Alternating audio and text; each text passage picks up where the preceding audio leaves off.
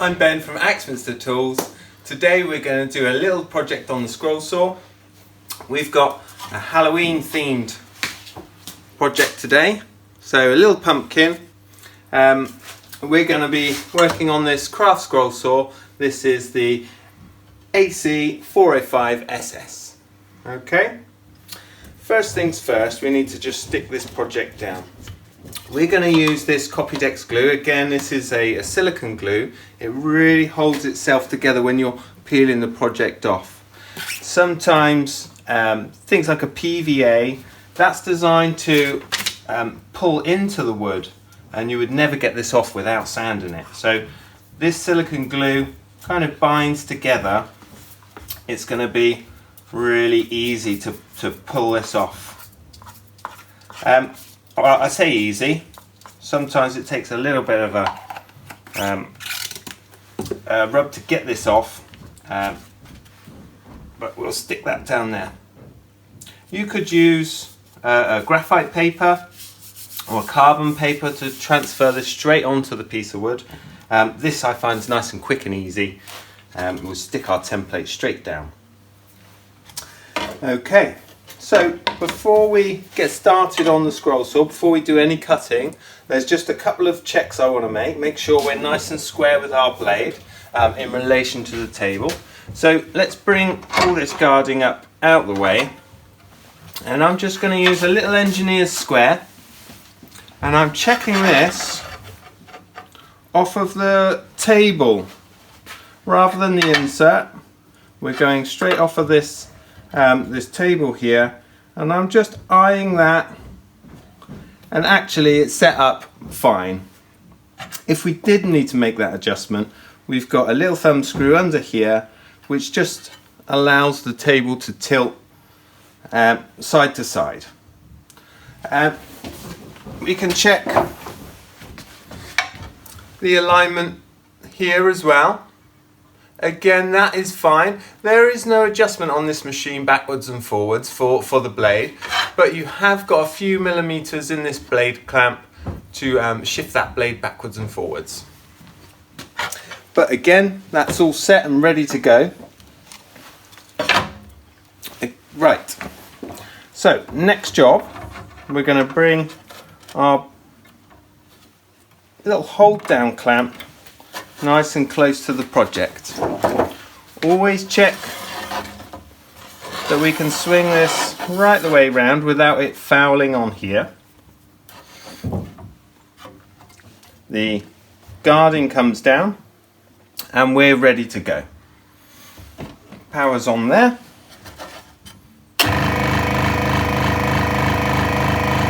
And that's what it should sound like when we start it up. If you're getting any clattering, it could be that this guarding is just tapping on the side of this hold down clamp.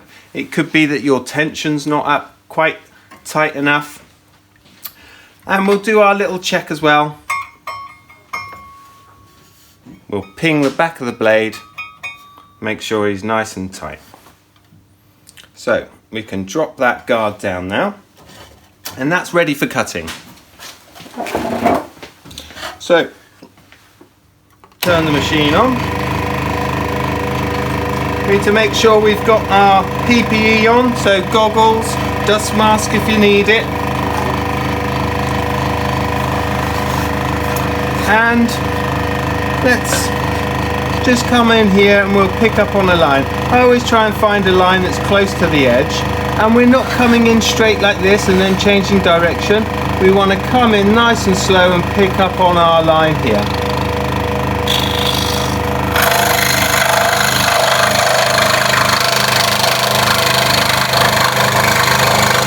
So again, this is modified geometry number 5.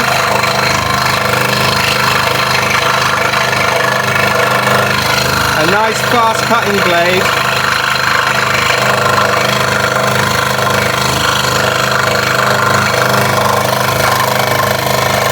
And we're just following this outline.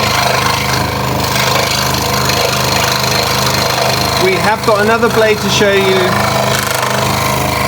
a bit later in the project. but really this is the one I'll use to cut out all of my outlines.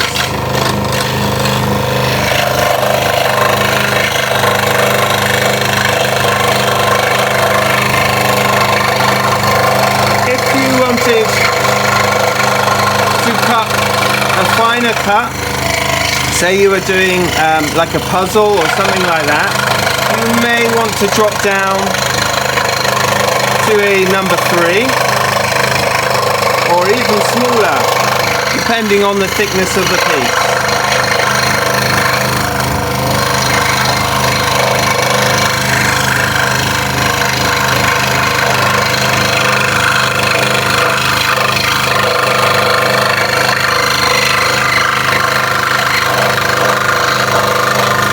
Just coming around this shape.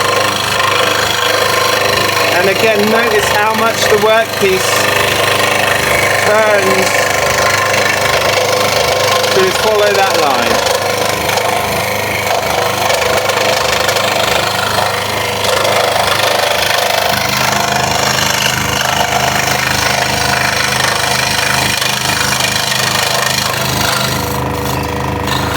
You can expect a little bit of chatter and noise from a machine like this. Ear defenders, earplugs. If you're sat here for a long time, if you've got a bigger project, definitely recommend wearing some ear protection. Okay, so that's our project cut around the outside. I need to just drop a few holes in here. We're going to look at that piercing technique. So we want to cut this out so they're just holes straight through the project. Okay, so I'm going to open up this vise here, just so when I drill I'm not drilling into our nice bench. I'll give myself a bit more wiggle room there. So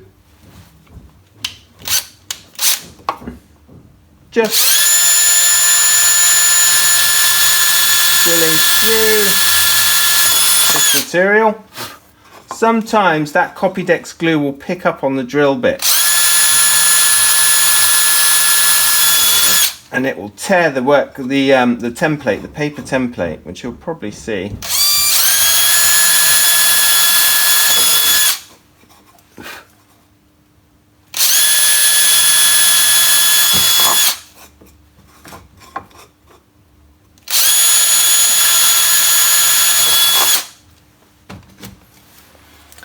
There we go. So we've drilled 5 little holes in each of these areas where we're going to remove that. You can see where the drill bit's just torn the template there. So we'll just have to use our imagination, or you could fill it back in with a pencil. So that's ready for us to thread the blade through. So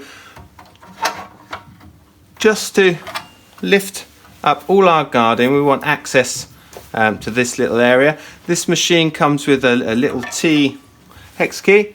We're going to just loosen off the tension on the back of the scroll saw there, and we're going to hold this one down.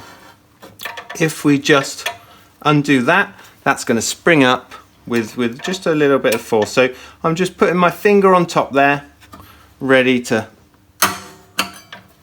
stop that from happening. Okay, here's our blade.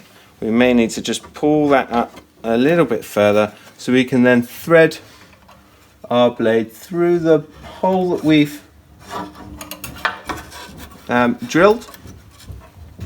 And again, let's bring that down. So we're going to have one finger on top there, push it down, and then just bring that blade in between these two jaws here. Let me do that one up. That engages that clamp and gives us a nice firm grip on that. I usually give that a wiggle before I put the tension on, make sure we've got good grip. And that's about right. So always remember to drop this guarding back down. If we were to turn the machine off and that hold down clamps still up in that position at the top there, the arm of the scroll saw fouls on it, and it makes a bit of a clatter. So always drop our hold down clamp back down to our project. Tension's good, and away we go. So just round this eye shape.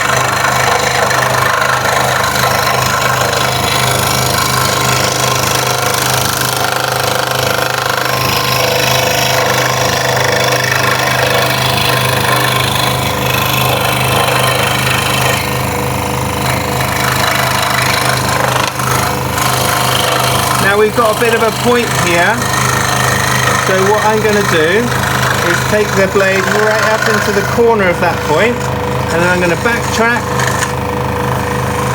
and then pick up on the other line on the other side, and we'll bring those two lines together, and that will give us a really nice little detail. You see that little piece just pop out. Now, on this type of blade, you can rest the project on the back of the blade. There's no teeth there. You can hear it's not cutting, and I'm just rotating and pivoting on the back of that blade. Bringing it back onto our line here. And just pick up on that shape.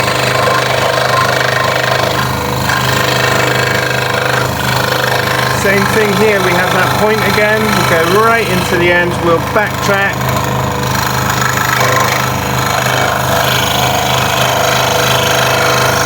And then just cut and get those two lines to meet.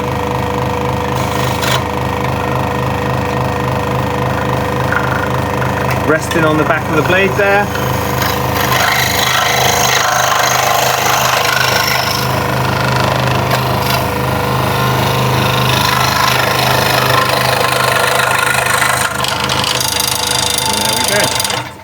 Turn the machine off.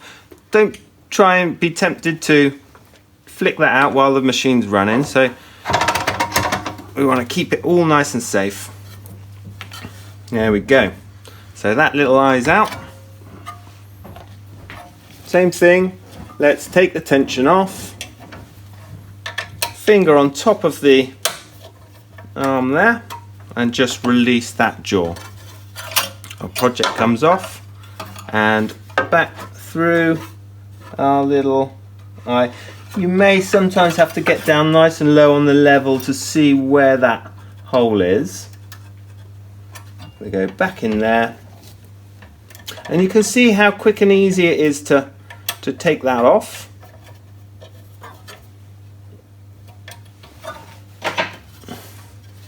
Tension back on.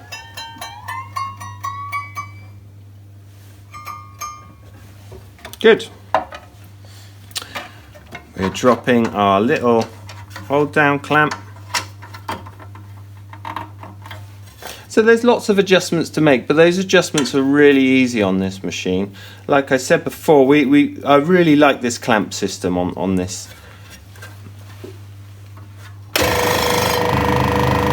Okay. Keep cutting.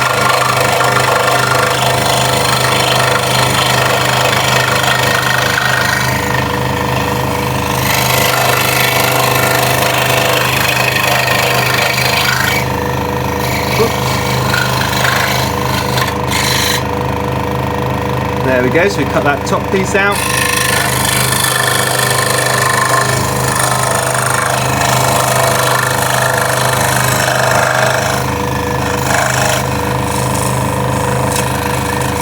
So it comes back up there, and what I'm going to do this time, rest on the back of the blade, right up into that corner we just cut into, and take our cut from there.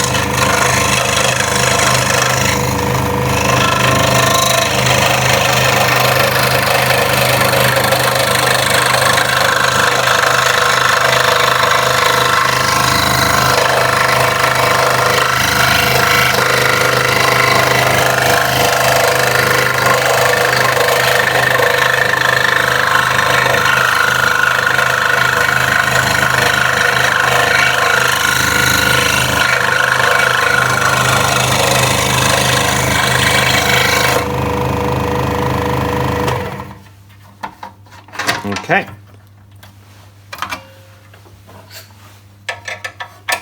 Same again.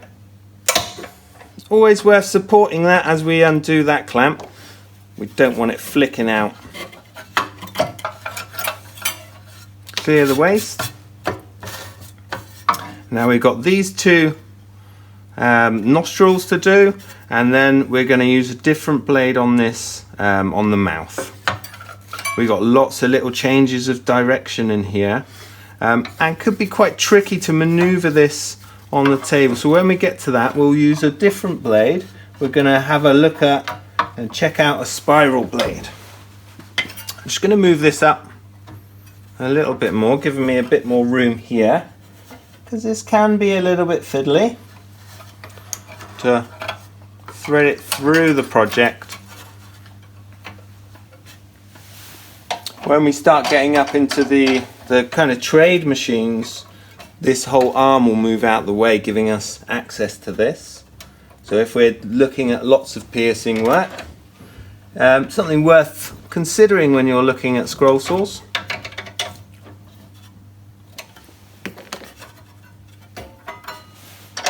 So tension back on. And because we do this sort of operation so many times, it becomes a lot easier through repetition. So whereas when you first get started, it can seem a bit of a chore to make sure all these little things are set, it becomes second nature once you've done it a few hundred times like we have here. So just cutting that little nostril shape out, a nice little quick shape there.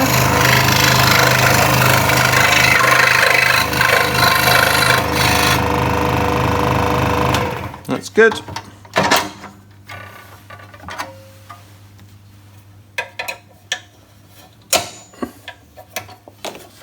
And then we've got the last one.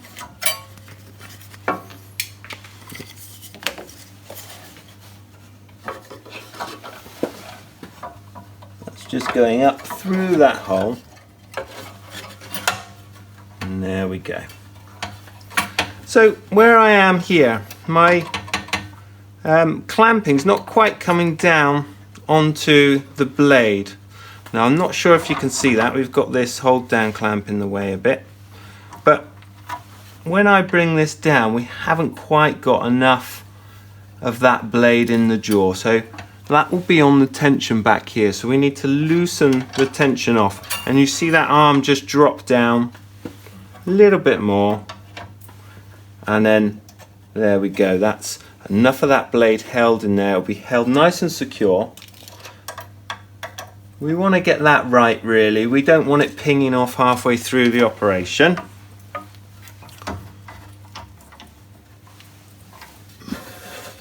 Okay.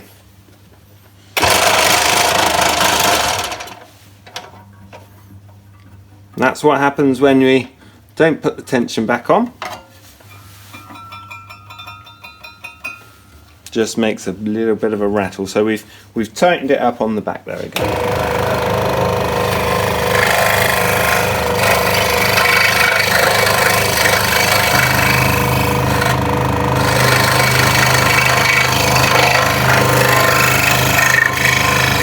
Okay,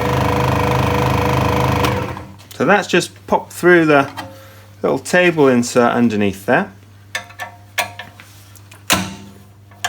Just loosen off that clamp. We can bring our hold down clamp and blower assembly all up out the way. Just bring this blade forwards, and there we go, we've cut out all of our bits. I just wanted to show you the underside here. With that modified geometry blade we get a really clean cut on the way back up, so there's not much tidying up to do. On some of these blades we'll get a bit more breakout because all of the cutting teeth are facing down, but this gives us a nice clean cut on the bottom of the blade. So on our project we've just got this mouth section to cut out now. We're going to use a spiral blade. and we'll show you the benefits of using that blade. So on this machine we've got this set up again underneath, okay, so it's almost a mirror image. We have this same clamping system just in under the table there. This table insert just pops out, so if we lift that one up, that's giving me a visual as to where everything is down there. Again, we'll use our little T X key, that just goes in there, and we'll loosen that bottom clamp. Okay, we've got our number 3 spiral blade here. Sometimes it can be difficult to see which way the teeth are running, so if you just run your fingers lightly down the blade, we don't want to grip it and cut ourselves. We'll feel the resistance if we of the teeth facing down, so we want it to be nice and smooth. That tells us that our teeth are all facing down. We're going to pop that into that bottom blade holding clamp. We'll do that one up nice and tight. Okay, then we need to pop our table insert back in. That just sits nicely on there, and then again we're threading through our project. Okay, so the blade is actually going through the hole that we drilled earlier. Now, a bit of pressure down, again just loosening off that tension. We want more of this blade in the clamp.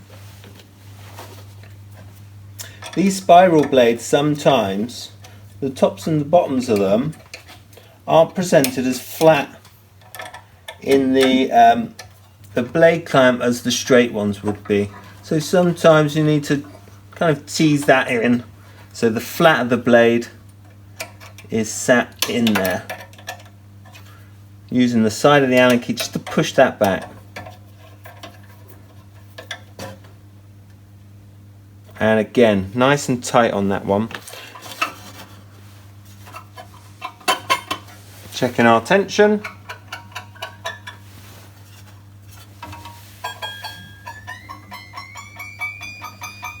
That sounds good. We can drop our blade, our hold down clamp down nice and close, and the blower on this machine is attached to that hold down clamp, so we don't need to adjust that. We've not got an arm to bring around and swing out all the time. It's just there and it's pointing just in the right position. You can make adjustments if you want to. So off we go with the spiral blade. Now you'll see the difference in this one as I go round. We no longer have to rotate the workpiece. Because the blade works in a spiral, it cuts on all faces. Okay, so we no longer have to swing the workpiece around and round. We can push it side to side, backwards and forwards, and that, you know, will give us a really nice cut in these really kind of awkward areas. The quick changes of direction can be achieved with this blade.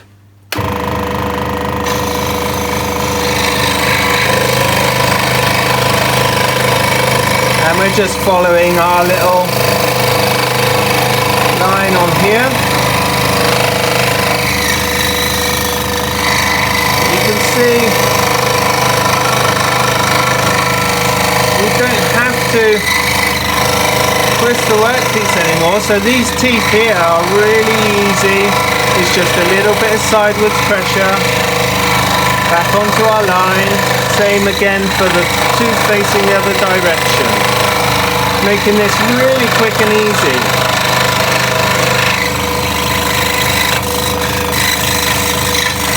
This is a really fun blade to use. This is really nice for people just starting out. It takes away the stress of having to swing this project around. very free form, but it does cut on all sides, which means there's more clearance in the cut, making it not really suitable for things like puzzles where you need a tight mesh between two separate pieces. This would just cut too much clearance and leave the whole thing a bit loose. So not really suitable for your puzzles, but perfect for a little job like this.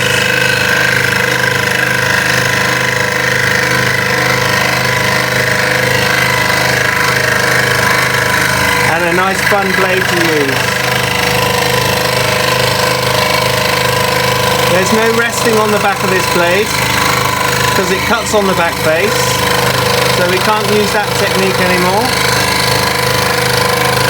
But we don't need to because we're literally just pushing this from side to side and back and forth. Again, don't worry too much.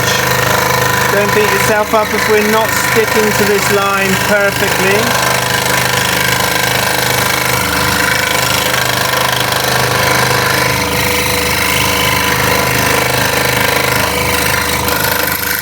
As we said before,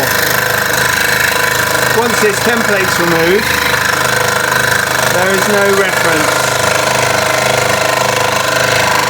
And it's nice to make things your own anyway.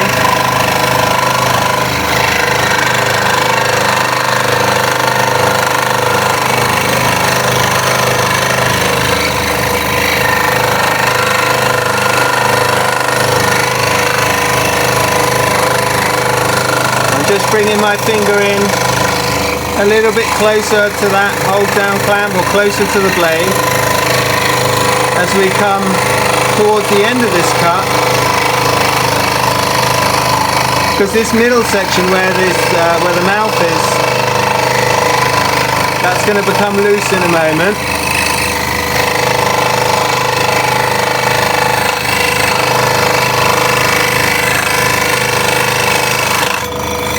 There we go.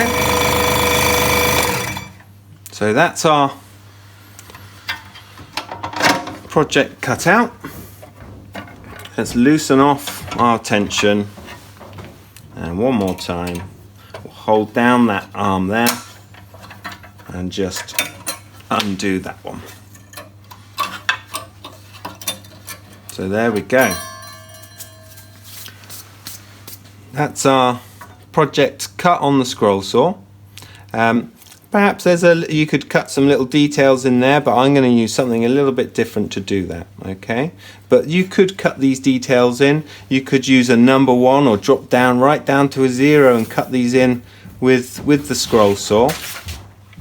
We're going to look at something a little bit different to give us some detail on this. Okay, this is where we peel the project off. And this is what I was talking about. This silicone glue kind of holds together. It's not like a PVA, which will penetrate into the wood and you would have to fully sand off. It kind of holds itself together and can be quite easy to remove. So we'll just give ourselves a second to get rid of this. And we can decorate this if we like. We're going to use a little bit of spirit stain. The chestnut spirit stains we really like. I use them a lot in my pyrography work. They're really nice.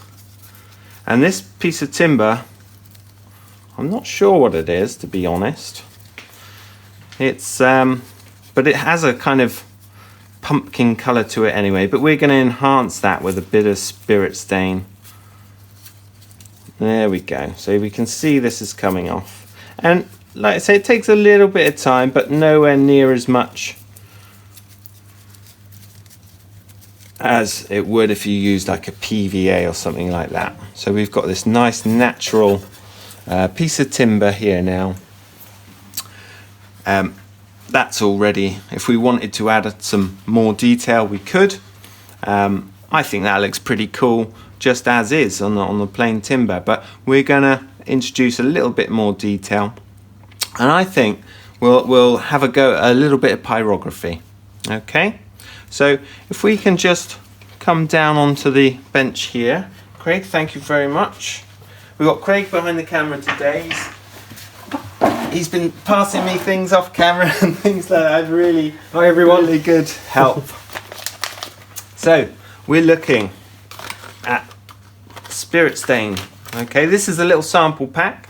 Come in little bottles like that. They're really good if you just want to give them a test. They sell them in the bigger bottles at the same time. Okay, so sorry, I'm getting ahead of myself here. That's the spirit stain that we're going to be using, but before we do that, we're going to use our fire writer. This is the Antex fire writer, little pyrography pen. Let's plug him in. Okay, just drop the temperature down, a bit like all of these things. I always drop the speed when I start on the scroll saw. Bring the temperature down on here. We don't want to start off full blast. Okay. This pumpkin on the original design has a few little lines that come down past the face there. I've taken my template off now, so I don't really have a reference to them. You could pencil them in.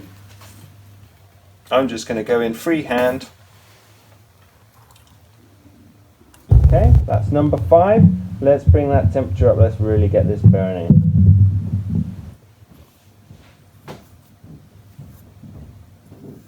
So just giving it that kind of stalk on the top there will just suggest that shape. And we've got some lines coming down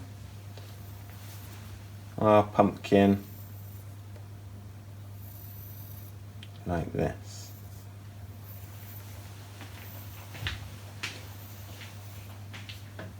I'm using quite a sharp tip in my Pyro pen, and that's giving us that nice clean line, and you can see already it's giving it more of that kind of pumpkin look with those segments, and they're kind of fanning out from the top, giving it a little bit more roundness and suggesting the shape of the pumpkin there. So nothing too fussy, just a few lines from our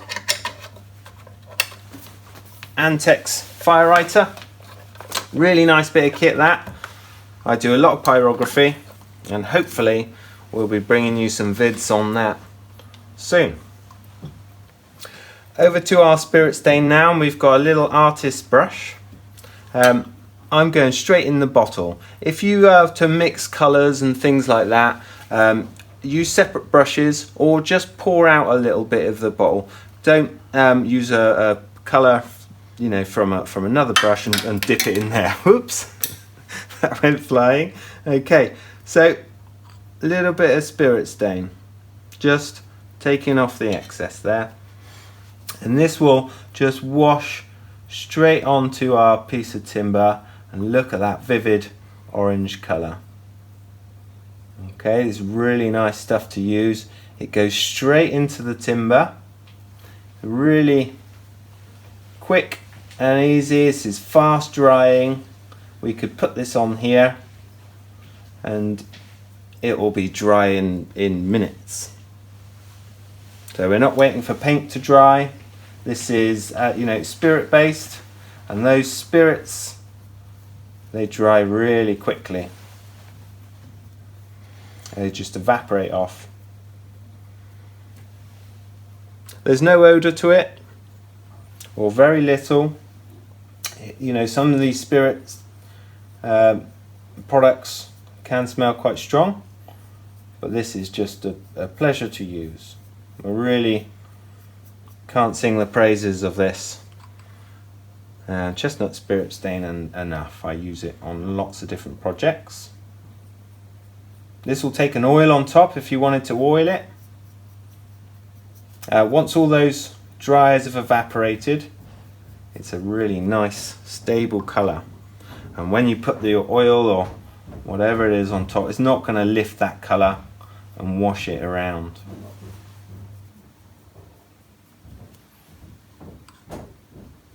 And you can see on the grain of the wood how it kind of, you know, you get the dark and the light where it penetrates in on the kind of end grain around a little knot or something like this, and gives you some really nice kind of subtle changes in colour.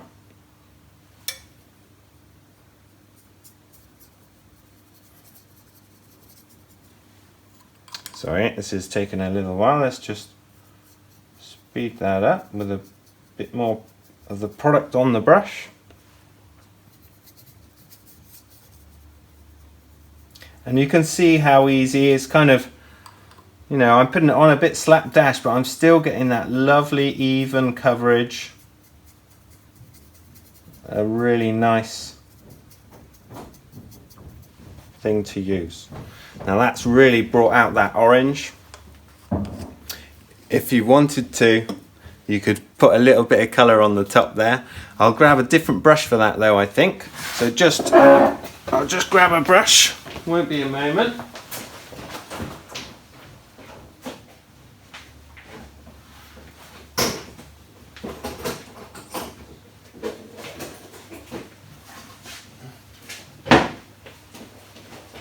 There we go. So I've got a different artist brush, and I think the top of our pumpkin gonna have a little spot of green on there. So the green spirit stain here.